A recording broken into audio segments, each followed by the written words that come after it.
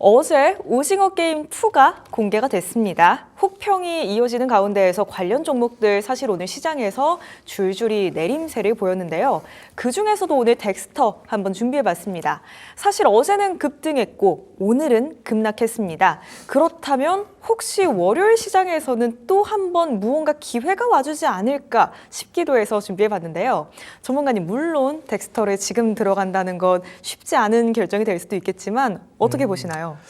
사실 이제 오징어 게임 이게 덱스터 같은 경우는 제가 추천주로도 몇 번 다뤘던 종목이고 네. 또 저희 회원분들하고도 좀 많이 가이드를 잡아서 수익을 봤던 종목이긴 해서 좀 애착이 가는 종목이거든요. 약간 애증의 종목이기도 해요. 근데 지금 따지고 보면 오징어 게임이라는 것에 대한 재료는 소멸된 게 맞아요.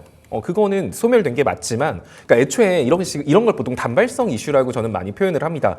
그러니까 기한이 정해져 있는 이슈들 있죠. 예를 들어서 몇 월 며칠 날 뭐가 발표가 된다. 몇 월 며칠에 수상식이 있다. 뭐 이런 식으로 기한이 정해져 있는 것. 그러면 그거 기한이 다가올 때까지는 막 주가가 오르락 내리락 정신이 없다가 그게 발표가 나고 나면 이제 정작 빠지는. 어떻게 보면은 이제 이런 걸 보통 제로 소멸이라고 많이 표현을 합니다. 자, 그럼 덱스터 같은 경우는 이제 제로 소멸로 봐서 이제는 쳐다보면 안 되는 종목인가? 라고 물어본다면 사실 그렇지는 않아요.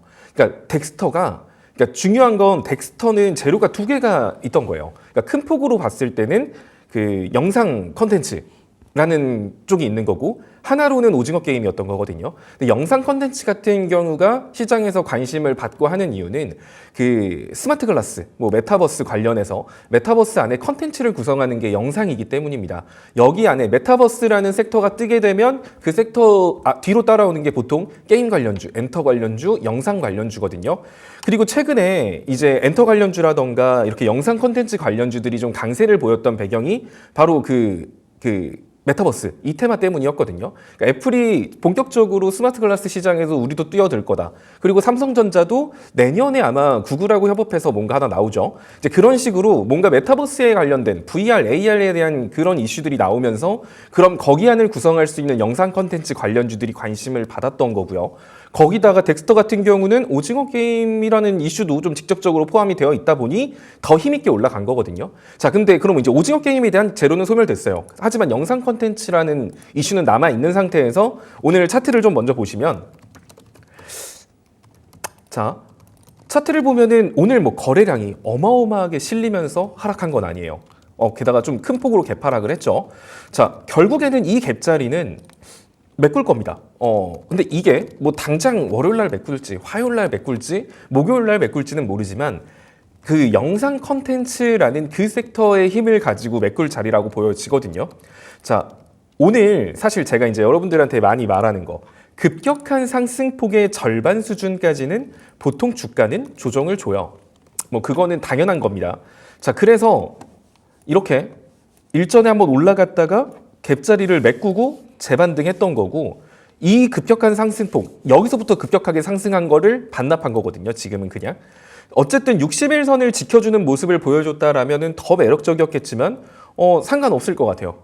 만약에 이제 이 종목을 월요일 날 바로 이 갭자리를 메꾸는 상승이 나온다라는 거는 아마 주말간에 이제 사람들이, 저 같은 경우도 오징어 게임 아직 안 봤거든요. 이제 주말에 이제 평일에 아무래도 공개를 했다 보니까 이제 주말에 보려고 몰아나섰던 사람들이 있을 거라, 이제 그때 뭐 또 전 세계 글로벌 흥행 1위 뭐 이런 식으로 다음 주 월요일에 뉴스가 나오면서 이 갭자리를 향해서 움직일 수도 있을 거고, 뭐 그게 아니다라고 하더라도 그러면은 조금 시간은 걸릴 수 있어요. 아무래도 뭐 대략적으로 한 7,300원에서 8,000원 정도 사이를 좀 횡보하다가 추후에 이제 메타버스에 관련된 이슈랑 묶여서 이 윗갭자리를 메꾸러 갈 수도 있겠죠. 근데 어찌됐든 이 자리, 이 갭자리 한 9,700원 정도 선까지는 좀 어차피 메꿀 수 있는 자리다라고 보여지고요. 게다가 해당 종목이 이 480선, 이 보라색 선을 돌파하는데 진짜 힘들었거든요. 진짜 힘들게 추세를 바꾼 종목이기도 해서 다시 한 번 더 이 480선 위로만 좀 올라가 준다, 8,700원 위로만 올라가 준다라고 하면 위에 갭자리까지도 금방 메꿀 수 있으니까, 뭐 월요일 날 주가를 보고 그냥 나는 좀 횡보를 하는 걸 보고 뭐 좀 횡보를 해도 상관없어. 뭐 언젠가 뭐 컨텐츠 관련 이슈로 이 윗갭자리를 간다라고 하면 그걸로도 상관없다 하시면 이제 월요일 날 좀 구간을 잡아서 한 7,500원, 뭐 8,000원 사이 요 구간에서 뭐 좀 모은다 뭐 이런 느낌으로 가셔도 좋을 것 같고요. 나는 근데 좀 기회비용이라던가 좀 타이밍, 좀 속도감을 중요시 생각해라고 하시면